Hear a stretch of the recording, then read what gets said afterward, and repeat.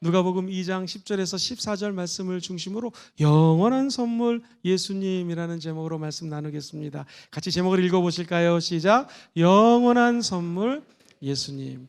여러분들은 이 세상에서 지금까지 지내오시면서 성탄절 선물 받았던 것 중에 어떤 것이 제일 기억에 남으십니까? 저는 어렸을 때부터 교회 생활을 했는데 제가 20대 중반에 호주 브리즈번이라는 곳에 석사과정을 하러 갔습니다. 10월 달에 갔는데 세상에 호주는 한국과 계절이 반대예요. 우리는 가을인데 호주에 갔더니 봄이더라고요. 이 여름이 우리는 한겨울이자 성탄절이 우리나라는 한겨울이잖아요. 12월 달. 그런데 호주는 12월이 제일 더운 여름입니다. 내가 너무나 놀란 게요. 산타크로스가요 반팔 입고 다닙니다. 반바지 입고 다닙니다.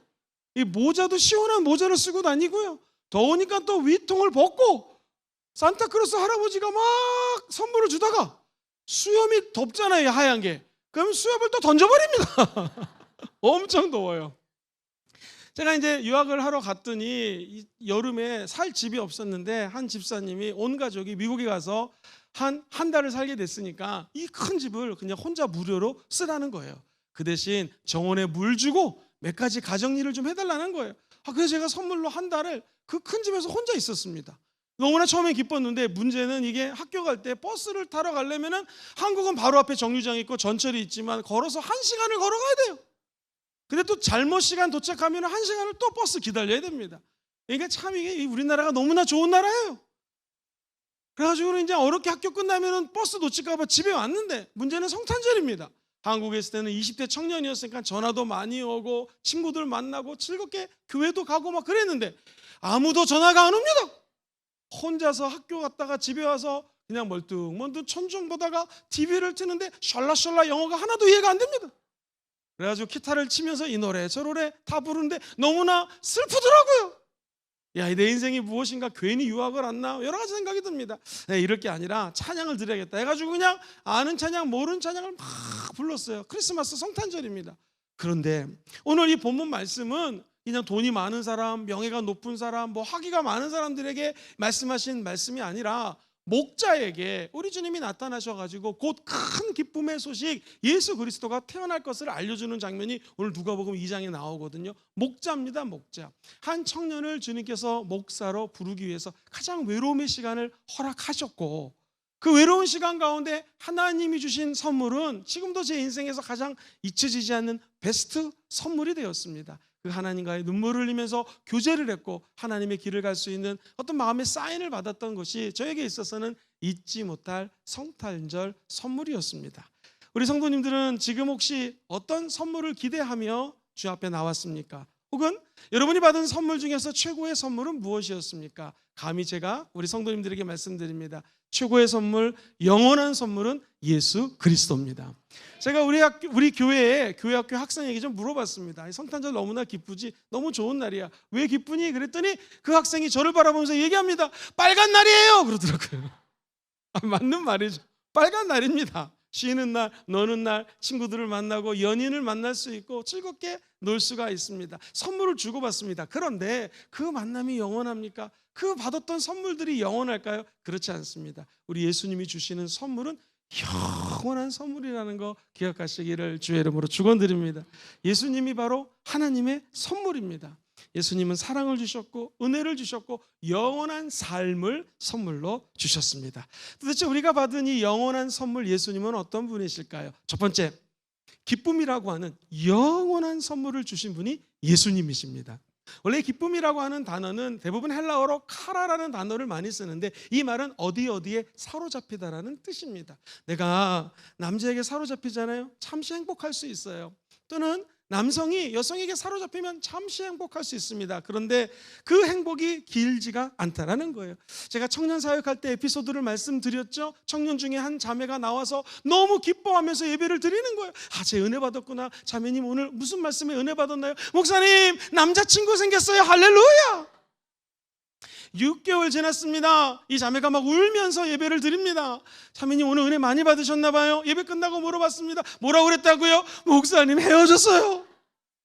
6개월 동안 잠시 교제하면 행복해요. 근데 그게 얼마나 값딜까? 이 남녀가 사랑을 하면은 행복합니다. 사로잡혔기 때문에 기쁩니다. 그런데 과학자들 3년 이상 가지 못한다라고 이야기를 하죠. 기쁨은 어디에 사로잡히는 거예요. 근데 우리 예수님이 이 땅에 오신 기쁨은 잠시 조그만 시간의 제한적인 기쁨이 아닌 예수께 사로잡히면 영원한 기쁨이 보장되어 있다라는 것입니다. 그래서 누가복음 2장 10절에 우리 하나님이 이렇게 말씀을 하시는 거예요. 천사가 이르되 너 무서워하지 말아라. 그 다음 같이 읽어봐요. 시작. 보라, 내가 온 백성에게 미칠 큰 기쁨의 좋은 소식을 너희에게 전하노라. 우리 주님의 기쁜 소식은 모든 백성에게 전해지는 것입니다. 헬라인이나 유대인이나 사마리인이나 한국 사람, 미국 사람, 영국 사람, 우리 옆에 있는 대학교에 수없이 많은 외국 학생들이 유학을 와 있는데 저 학생들 온 열방의 하나님의 기쁨이 예수 그리스도라는 것입니다. 그 기쁨은 행복의 바이러스입니다. 이 바이러스는 옆으로 전해지게 되어 있어요. 바라기는 우리 순복음 금종교의 모든 성도들이 하나님 주시는 기쁨으로 충만하기를 주의 이름으로 축원합니다. 그래서 이 거룩한 바이러스를 옆에 있는 가정에게, 우리 주변 식구들에게 나눠주기를 주의 이름으로 축원드립니다. 제가요, 예배 올라올 때 성도님들의 얼굴하고 예배 끝나고 나갈 때 성도님들의 얼굴을 비교 분석을 해서 논문을 쓸까 생각하고 있습니다. 올 때는 근심 걱정 가지고 오시다가요, 끝날 때는요 정말 환해져 가지고, 우리 집사님 한 분은 분명히 60이 넘으셨는데 소년 같아요. 소년. 활짝 웃으시면서 내려가는 모습을 보는데요, 이게 왜 그럴까요? 성령님이 임재하시면 우리의 마음이 기뻐지는 거예요. 오늘 이 십자가 앞에 마음속에 있는 불안, 외로운, 근심, 좌절, 모든 세상의 것들을 다 내려놓으시기를 주의 이름으로 축원드립니다. 예수님 말씀하십니다. 수고하고 무거운 짐진 자들아 다 내게로 오라. 내가 너에게 참된 기쁨을 주신다라는 거예요. 쉼을 주신다라는 거예요. 안식을 주신다라는 것입니다. 제가 한번 사역했던 교회 근처에 유재석이라고 하는 유명한 연예인이 커피숍에 와서 촬영을 한다고 합니다. 이 소식이 갑자기 전해지니까요, 수없이 많은 중학생, 고등학생, 지나가던 아줌마들 미어 터집니다. 나는 커피숍이 그렇게 잘 되는 거 처음 봤어요. 커피를 마시면서 유재석 씨가 들어오면 어떻게든지 얼굴 보려고 막 기뻐하고 기대하는 모습이 지금도 기억이 납니다. 이렇게 말한 저도 커피 사 먹었습니다. 도대체 어떤 분위기 오시길래 이렇게 기뻐하나? 연예인이 와도 그렇게 기뻐하는데, 여러분 이 자리에는 하나님의 아들이신 예수님이 오셨습니다. 그리고 그 예수님의 탄생을 기뻐하는 자리가 바로 성탄절이라는 것이죠. 예수님은 저와 여러분들에게 사랑을 주시기 오셨습니다. 우리가 기뻐할 수 있는 것은 예수의 사랑이 내 마음속에 부음바 되었기 때문에, 이 사랑 때문에 기뻐진다라는 것이죠. 하나님은 그 아들 하나밖에 없는 독생자를 이 땅에 보내주셨습니다. 그 이유를 성경은 요한복음 3장 16절에 하나님이 세상을 이처럼 무하셨기 때문에요, 사랑하셨기 때문에 독생자 예수님을 주셨고, 예수님을 믿는 자들마다 절대로 멸망하지 않고 무엇을 주십니까? 영생이라고 하는 기쁨을 주신다라는 것이죠. 오늘 우리가 십자가 사랑 앞에 나와 내 모든 죄짐을 내려놓고 십자가 사랑으로 충만했어서 이 예배가 끝나고 집으로 돌아갈 때는 하나님이 주신 기쁨이 넘쳐 흐르게 될 줄 믿습니다. 다르게 표현하면 우리 마음속에도 어둠이 존재할 수 있습니다. 남들이 모르는 불안감이 있을 수도 있고, 남들이 모르는 눈물을 흘릴 수 있을 것입니다. 그런데 중요한 것은 예수님이 이 땅에 오셔서 우리 마음속에 들어오기만 하면 그 어둠이 빛 대신 예수 때문에 떠나가게 된다는 것이죠. 백성이 어둠 가운데 사는 자들이 큰 빛을 볼 것이라고 이사야 선지자는 예언합니다. 그 큰 빛이 바로 예수 그리스도라는 거예요. 우리는 그 빛으로 내 삶의 주변을 환하게 밝히는, 한 구석 밝히는 빛이 된 줄 믿습니다. 그래서 예수 믿는 사람들은 빛과 소금이라는 것이죠. 어둠 있는 곳에 빛이 들어가면 기쁨이 있는 것처럼, 저와 여러분들 마음속에 예수님이 있으면 기쁨의 불꽃이 우리 마음에 점화가 되는 것이요, 예수 믿는 사람들은 이 기쁨을 나 혼자 누리는 것이 아니라 나눠주기 위해서 성탄절이 존재하는 것입니다. 천국은 기쁨이 있는 곳입니다. 우리 예수님과 함께 영원히 살 수 있는 천국의 소망이 우리 마음속에 다시 한번 자리매김하게 되기를 주의 이름으로 축원드립니다. 두 번째는요, 우리 예수님이 주시는 이 영원한 선물은 하나님 아버지께는 큰 영광을 올려드리는 것이고, 이 땅에 있는 모든 백성들에게는 하나님이 평화를 주시는 선물이라는 거예요. 자, 이 본문 말씀을 누가복음 2장 14절에 이렇게 기록을 합니다. 지극히 높은 곳에서는 하나님께 영광이요, 땅에서는 하나님이 기뻐하신 사람들 중에 평화로다. 자, 지극히 높은 곳에는 지금 뭐가 있어요? 하나님께 영광. 천군과 천사가 예수님의 탄생을 이렇게 노래하는 거예요. 저 하늘 보좌에 앉아 계신 예수님, 우리의 하나님께는 영광을 올려드리는 것이고, 이 땅의 모든 백성은 바로 예수 믿는 사람들, 저와 여러분들이거든요. 하나님이 기뻐하는 백성들에게는 하나님의 평강이 임한다는 것입니다. 이것을 히브리 말로는요, 샬롬이라고 인사를 합니다. 항상 밝은 모습으로 웃음을 지으면서 저를 보시면서 샬롬하고 두 손으로 한번 이렇게 샬롬 한번 해보시겠습니까? 시작! 샬롬! 너무 잘하십니다. 목사님 이거 자꾸 시키십니까? 자는 사람이 있을까봐 그렇습니다. 사랑하는 성도님들, 이 샬롬이라고 하는 것은요, 첫 번째 마음의 평강을 의미합니다.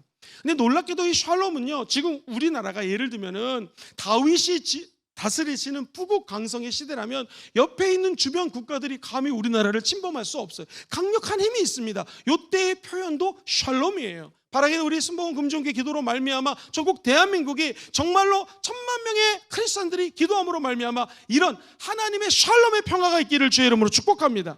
그래서 북쪽에서 남쪽에서 동쪽에서 서쪽에서 감히 침범할 수 없는 이 영적인 평안의 상태를 샬롬이라고 하는 거예요.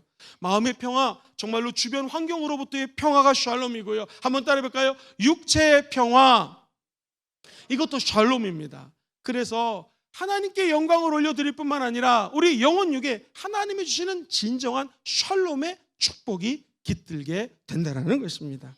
하나하나 살펴보겠습니다. 하나님께 영광이 왜 우리 인생의 영원한 선물이 되고 기쁨이 될까요? 요한복음 1장 14절에 보면은 같이 한번 읽어볼게요. 1장 14절 요한복음 시작. 말씀이 육신이 되어 우리 가운데 거하심에 우리가 그의 영광을 보니 아버지 독생자의 영광이요 은혜와 진리가 충만하더라. 말씀이신 예수님이 육체를 입어서 우리 가운데 거하신다고 얘기합니다. 우리 기독교에서는 아주 중요한 단어가 있습니다. 그게 바로 성육신이라고 하는 단어예요. 영어로는 incarnation이라는 단어를 씁니다. 그것은 하나님이신 그분이 하늘 보좌 영광을 버리고 이 땅에 인간의 모습으로 오셨다라는 거예요. 성스러운 하나님이 육체를 입고 오신 것을 성육신이라고 표현을 합니다. 말씀이시고 하나님이신 그분이 우리 인간의 낮은 모습으로 육신을 입고 오셨습니다. 그래서 우리 가운데 거하시는 거예요. 도대체 우리 안에 거하서 무엇을 하시는가? 그 은혜가 하나님의 영광 가운데 드러나서 한번 따라해볼까요? 아버지 독생자 예수의 영광이요 은혜를 받은 자들의 영광이요 진리를 아는 자들의 영광입니다. 우리가 예수를 믿고 하나님께 영광 올려드릴 수 있는 사람으로 변화되었다라는 것이죠. 그래서 우리 인생은 하나님께 영광을 올릴 때마다 놀라운 일이 벌어집니다. 하나님의 영광이 우리 마음속에 임재함으로 말미암아 하나님과 교통할 수 있는 길이 열리게 된다는 거예요. 전 세계에서 설교를 가장 잘하는 목사님을 들으라고 하면은 스펄전 목사님이라고 하는 분을 듭니다. 그분이 이 대목을 설교할 때에 이렇게 기록이 되어 있습니다. 한번 들어보세요. 오늘 본문 말씀은 천군과 천사가 찬양을 합니다. 함성을 지릅니다. 우리 사랑하는 성도님들은 이 천군과 천사의 함성이 들리십니까? 하나님께 영광을 올려드리는 이 놀라운 소리가 들립니까? 눈앞에 공중의 새를 보십시오. 그리고 물고기를 통하여 하나님께 영광을 올려드립니다. 저 물소리를 들어보십시오. 때로는 번개 소리를 통해서 하나님께 영광을 올려드립니다. 시내 물가에 졸졸졸 흘러가는 저 물소리를 들어보십시오. 하나님께 영광을 올려드리는 만물의 영광의 소리가 여러분들은 지금 들립니까? 라고 설교를 합니다. 하나님의 영광은 단순히 예수 믿는 한 사람을 통하여 드러나는 것이 아닙니다. 여기 계신 모든 성도들과 이 천하 만물을 통하여 하나님의 영광이 드러나게 된다는 것입니다. 성탄절의 의미는 하나님께 영광을 올려드리는 날입니다. 왜 올려드립니까? 하나님이 인간을 향한 계획이 있으셨어요. 그 계획을 성취한 날이 바로 이 크리스마스, 성탄절이라는 것입니다. 오늘 보면 누가복음 2장 14절은 지극히 높은 곳에서는 하나님께 영광이요 그리고 하나님의 택하신 백성, 하나님이 기뻐하시는 백성들 중에는 평화라고 이야기를 하고 있습니다. 천지가 사라지기 전에 처녀가 아들을 낳으리니 그 이름을 예수라 하라고 구약 성경에 하나님이 계획을 했습니다. 구약 성경을 쭉 읽어보면 예수님은 이스라엘 백성 중에서 태어날 것이요 예수님은 다윗 가문에서 태어날 것이요 유다 자손 족속을 통하여 태어날 것이요 우리 예수님은 베들레헴에서 태어날 것이고 예수님은 동정녀에게서 태어날 것이라고 수차례 성경에 기록이 되어 있습니다. 이사야 53장에 보면은요 예수님이 채찍에 맞음으로 저와 여러분이 나음을 입었고 예수님이 고난을 당함으로 말미암아 영원한 구세주의 역할을 감당할 수 있었다라는 것이죠. 다시 말하면 우리 예수 그리스도를 통하여 저와 여러분들이 하나님께 참된 영광을 올려드릴 수 있는 사람들로 변화되었다라는 것입니다. 그 전에는 하나님이 너무나 멀리 계셔서 도대체 누군지도 모르고 알 수도 없었어요. 그래서 우리 조상들은 물 갖다 떠놓고 난 다음에 비나이다 비나이다 하늘님이라고 표현을 했습니다. 하늘에 완벽한 하늘님이 계신다는 건 알았는데 그분이 예수를 모르기 때문에 어떤 분인지를 알 수도 없었고 막연히 하늘님이라는 존재로만 해석을 했던 것이죠. 우리 예수님은 이 땅에 오셔서 하늘 영광과 모든 보좌를 버리시고 낮아지셨습니다. 비천해지셨습니다. 그 비천해짐으로 말미암아 하나님의 뜻과 계획이 이루어졌습니다. 그것이 바로 성탄절의 의미입니다. 우리가 비록 낮아져도 우리가 정말로 겸손해질 때 하나님께서는 이 성탄절의 의미를 우리 마음속에 새롭게 아로 새겨 주실 줄 믿습니다. 사랑하는 성도님들, 우리에게 평화를 주시는 예수님은 도대체 어떤 모습일까? 제가요 우리 권사님 집에 신방을 갔는데 권사님 딸이 쌍둥이 딸을 낳은 거예요. 그런데 제가 보니까요 이 두 딸이 너무너무나 귀여운데요, 진짜 그냥 팔을 막 움직이면서 저를 보고 웃어주는데 두 가지 생각이 들더라고요. 하나님 위대하시다. 너무나 어떻게 이런 어린아이를 낳게 하셨을까. 두 번째, 내가 조금만 젊다라면 나을 텐데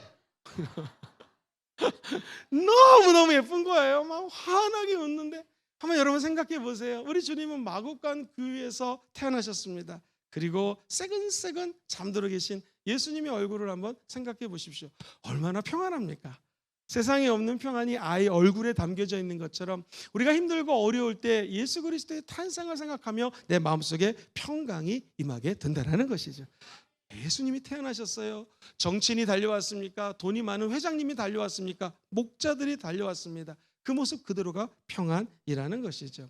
제가 목회를 해보니 모든 성도님들 참 힘들어하십니다. 또 마음에 평안이 없습니다. 아니, 세상 사람들 만나면 더 평안이 없습니다. 이 사회도 직장도 세상 어디를 봐도 참된 평안이 없는 것 같습니다. 전쟁이 있고 다툼이 있고 마음속에 시기 질투가 있고 근심이 있습니다. 그런데 이것을 성경에서는 사실 하나님이 주는 것이 아니라고 얘기해요. 사탄이 주는 것입니다. 그럼 하나님은 예수님을 통해서 무엇을 주시는가? 참된 평강을 주신다라는 것입니다.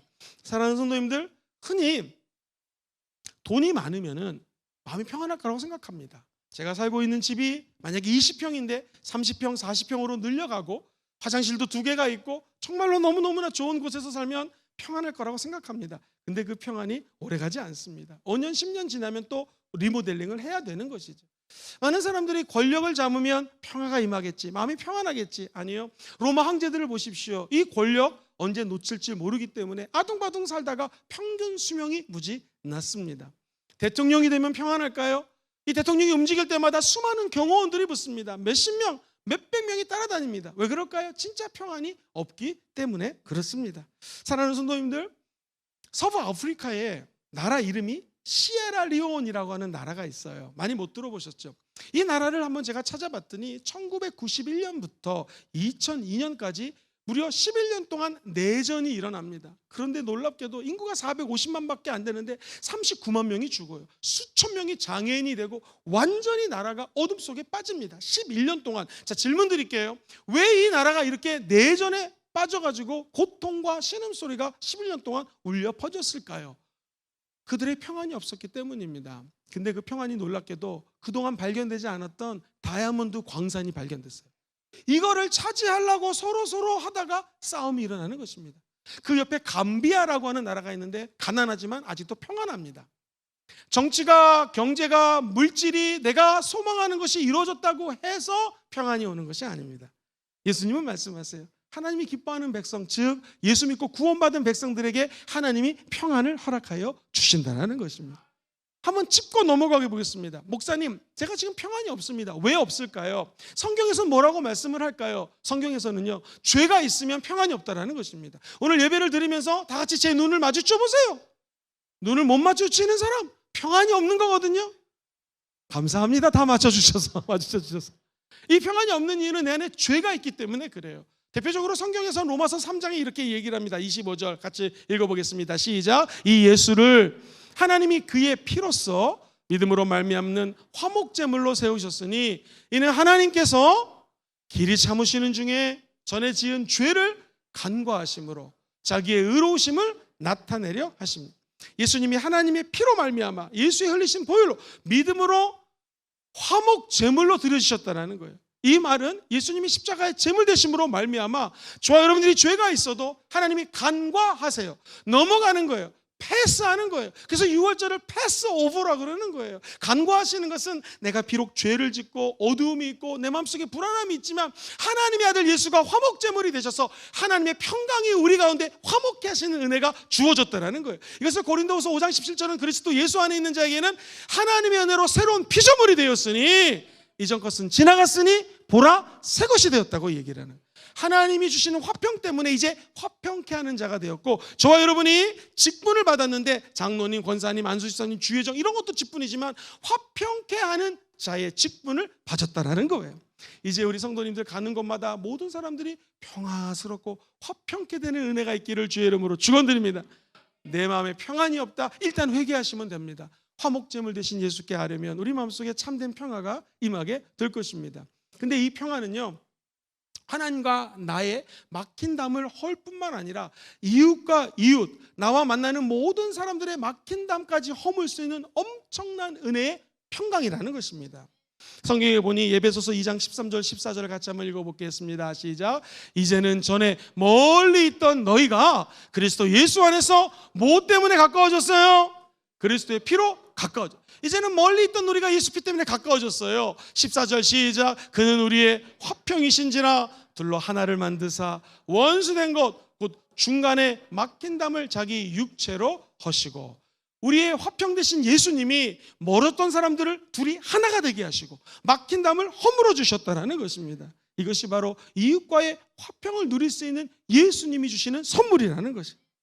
나아가 우리 예수님은요, 한 사람과 한 사람이 화해를 했다, 평안을 누린다, 하나님과의 화평을 누린다를 넘어서서 만물하고 평안할 수 있는 길을 열어주셨다는 것이, 골로새서 1장 20절을 보면 그의 십자가의 피로 무엇을 이루셨습니까?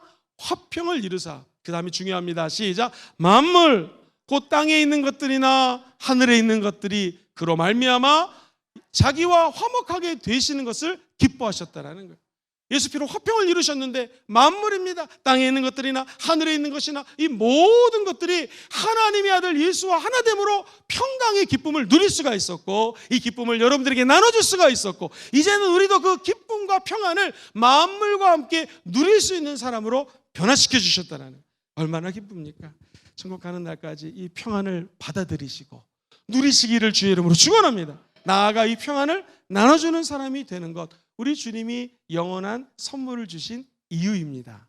성탄절은 하나님께는 영원한 영광을 올려드리며 하나님 백성된 나에게 주신 이 평안을 받는 것입니다. 그리고 누리는 것입니다. 사람들에게 나눠주는 것이요, 심지어 만물까지도 평안하게 바라볼 수 있는 거룩한 재창조의 은혜가 임하게 되었습니다. 그 예수님이 오신 예수 그리스도의 탄생을 축하하는 성탄절에 이 기쁨과 평안이 함께 하시기를 다시 한번 주의 이름으로 축원드립니다. 제가 한번 생각해 봤습니다. 고린도후서 8장 9절에 말하면은 우리 주 예수 그리스도의 은혜를 너희가 알지니라. 그분은 부유하신 분이신데 저와 여러분들을 위해서 가난하게 되셨다고 얘기합니다. 그분의 가난하심으로 말미암아 우리가 어떻게 되었어요? 부욕해 되었다라는 거예요. 이 말은 우리가 물질이 없어도 부유할 수 있다는 거예요. 왜냐하면 내 마음속에 하나님의 은혜와 평강이 넘쳐나기 때문인 줄 믿습니다. 제가 하나 겪은 작은 경험이 있습니다. 이제 주로 저는 연구소에서 사역을 하다가 하나님의 은혜로 제가 전에 섬기던 교회에서 한 대교구에 7교구라고 하는 교구장으로 이제 발령이 났습니다. 제가 섬기던 교회는 전도사 때 일이 많습니다. 신문 같은 거 배달해서 선배들 책상에 올려놓고 정말 저도 밑에서부터 이렇게 성장을 했는데, 딱 주일날 자 우리 식사합시다 라고 선배 목사님이 말씀을 하셨습니다. 보통 기관에서는 저희들이 돈을 모아서 김밥을 시켜가지고 김밥 한 조각 먹고 아침을 먹고 이제 시작을 했는데, 아니 교구에 갔더니 권사님 한 분이 할렐루야 하면서 도시락을 싸주시는 거예요, 아침에. 제가 야 참 교구는 좋구나 이렇게 먹었어요. 그리고 여쭤봤습니다. 도대체 이 도시락이 어떻게 된 겁니까? 했더니 지금도 잊지 못해요. 그 권사님이 기쁜 얼굴로 주일마다 오시는 거예요. 그런데 아무리 봐도 젊어 보여요. 한 60대 초반도 안 되신 것 같습니다. 50대 후반 정도로 젊은 권사님이신데 너무나 감사하면서 도시락을 놓고 또 조용히 가십니다. 선배 목사님이 여쭤봤습니다. 이게 어떻게 된 겁니까 했더니 그 목사님이 설명을 해주시더라고요. 이 권사님은 암흑의 권사님이신데 나이 62세, 한국 나이 62세에 암이 걸린 거예요.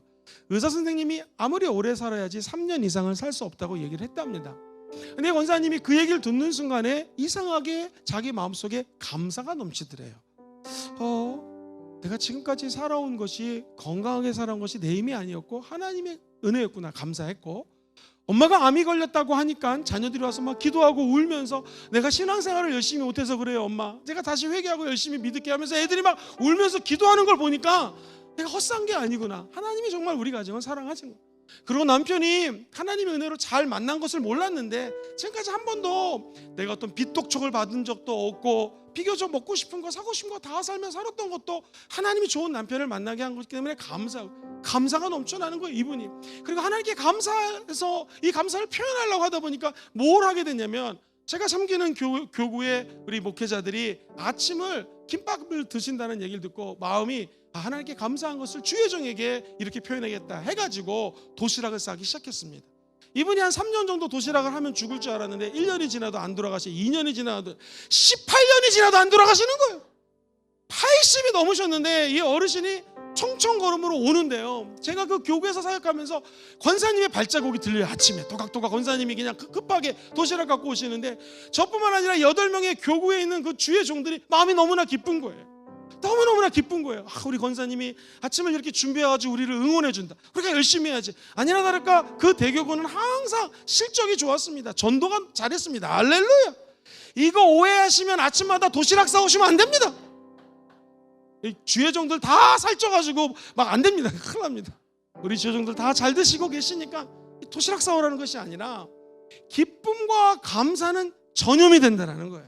이 전이가 된다는 거예요. 저는 그 권사님의 얼굴을 지금도 잊지 못해요. 아마 지금은 천국 가셨을 것 같은데요, 그분의 그 웃음소리, 기뻐하는 모습, 할렐루야, 맛있게 드세요, 힘내세요 하면서 가셨던 모습이 제가 지금 마음속에도 아로새겨져 있습니다. 사랑하는 성도님들, 우리 예수 믿는 사람들은 이 성탄의 기쁨, 성탄의 평강을 어떻게 누리며 나눠야 될까요? 여러분의 웃음이 옆으로 전이가 될 것입니다. 우리가 노래하는 이 찬양이 옆 사람도 흥하는 걸 함께 찬양하게 될 것입니다. 한번 제가 생각해 봤어요. 아버지 하나님, 하나님께 어떻게 이렇게 하나님께 영광 올려드리고 마음속에 평안을 누리고 기쁘게 살 수 있을까요? 하나님 깨닫게 하시더라고요. 한번 따라해 볼까요? 영원한 감사를 주신 예수님. 시작. 영원한 감사를 주시는 예수. 우리 예수님은 감사라는 선물을 주셨는데 이게 제 마음속에 몇십 년 전에 권사님의 얼굴이 감사로 떠오르듯이 영원한 감사가 되게 될 줄 믿습니다. 저희들이 예수 믿고 거듭난 거 감사하시고요, 우리 같은 죄인에게 성령님이 우리 안에 들어와 살고 계신 거 감사하시고, 우리 예수님이 저와 여러분들의 영원한 동반자가 되어서 손을 잡고 걸어주시는 거 감사하시고, 샬롬, 이 평강을 주신 거 감사하시고, 나아가 우리 신랑 되신 예수님이 곧 오십니다. 재림의 소망 주신 거 기뻐하시고 평안을 누리시게 되기를 주의 이름으로 축원드립니다. 성탄의 선물을 받고 응답을 다시 드려야 됩니다. 하나님께로 감사를 드리는 것, 이게 응답입니다. 아니 10명이 내가 병을 치료할 수 있도록 기도해 주지 않았느냐 우리 예수님이. 근데 한 사람만 어찌 와서 주님 제가 병 고침을 받았습니다 라고 하나님께 영광을 올려드리느냐. 그러니까 이 환자는 예수님께 나와서 감사를 했는데 우리 예수님 입장에서는 환자가 고백하는 간증, 이 감사가 하나님께 영광을 올려드린다고 표현합니다.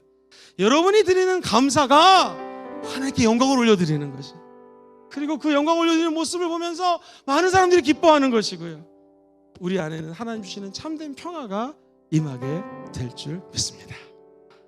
성경 한 절 읽고 말씀 마치겠습니다. 갈라디아서 3장 13절로 14절 말씀입니다. 그리스도께서, 시작. 그리스도께서 우리를 위하여 저주를 받은 바 되사 율법의 저주에서 우리를 속량하셨으니 기록된 바 나무에 갈린 자마다 저주 아래 있는 자라 하였습니다. 이는 그리스도 예수 안에서 아브라함의 복이 이방인에게 미치게 하고 또 우리로 하여금 믿음으로 말미암아 성령의 약속을 받게 하려 함이라. 할렐루야. 이 성령의 약속이 은사입니다. 이 성령의 약속이 여러분이 모이는 속으로 공동체입니다. 이 성령의 약속이 바로 천국까지 갈 수 있는 희망과 하나님 주시는 참된 평안인 줄 믿습니다. 성령의 약속을 받을지어다. 이 약속을 주신 분이 바로 이 성탄절에 탄생하신 예수 그리스도십니다.